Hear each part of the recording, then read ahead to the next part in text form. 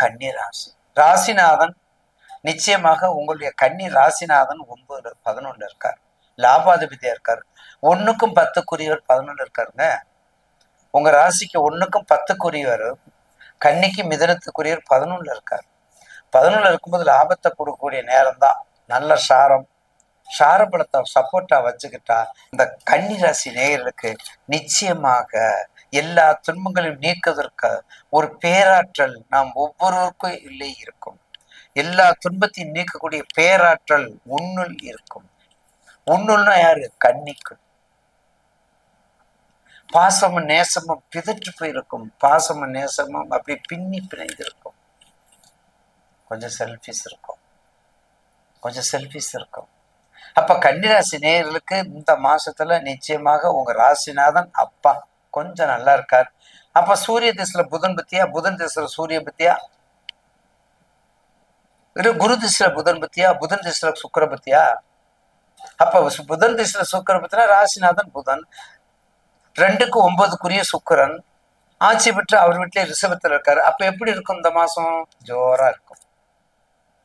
அப்ப என்ன செய்யணும்? உங்க தொழில், படிப்பு, கமிஷன், கான்ட்ராக்டு, கவிதைகள், ஜோதிடத்துறை, வக்கீல் சம்பந்தப்பட்டது, பேங்க் சம்பந்தப்பட்டது, புரோகிதர் சம்பந்தப்பட்டது, சூப்பர் மார்க்கெட் சம்பந்தப்பட்டது, வெளிநாடு சம்பந்தப்பட்டது, காங்கிரஸ், கமிஷன், கான்ட்ராக்ட், எத்தனை துறை இருக்குது பாருங்க கன்னிக்கு. ஏகப்பட்ட துறை இருக்கு. எதையுமே நீங்க டைரக்டா செய்ய வேண்டாம். அப்படியே மாறுதல் பண்ணி செய்யக்கூடிய நேரங்கள் உங்களுக்கு நிறைய உண்டு. இதை எடுத்துக்கலாம். நெகட்டிவா சொல்லணும்னா உங்களுக்கு கண்டிப்பாக சனி வக்கரத்துல இருக்காரு. சனி வக்கரமானா கண்டிப்பாக கன்னி ராசிக்கு கொஞ்சம் மத்தியம் பலம் தான் கொடுப்பாங்க.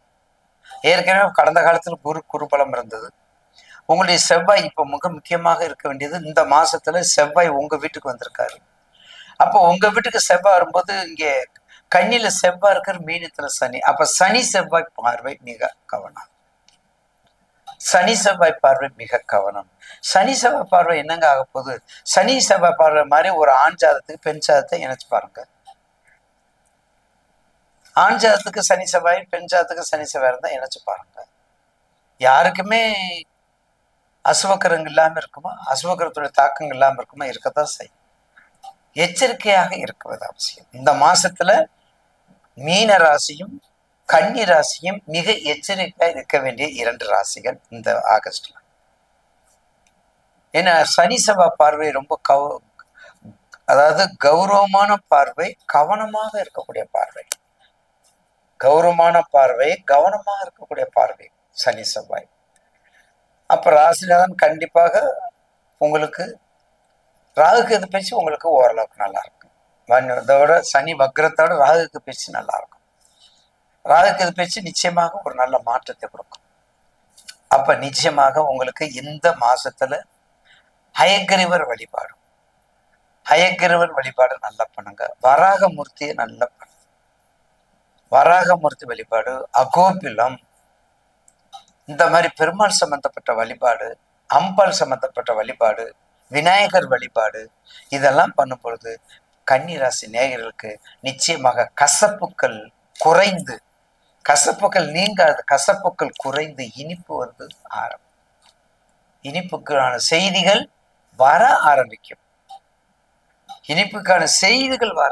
உங்களுக்கு கசப்புக்கள் குறையும். அதை கம்ப்ளீட்டா குறைய. எந்த ஜாதகத்திலையும், என் ஜாதகம் ஆனாலும் சரி, உங்க ஜாதகம் ஆனாலும் சரி, யாருடைய ஜாதகமானாலும் முழுமையாக பரிசீலிக்கப்பட வேண்டும்.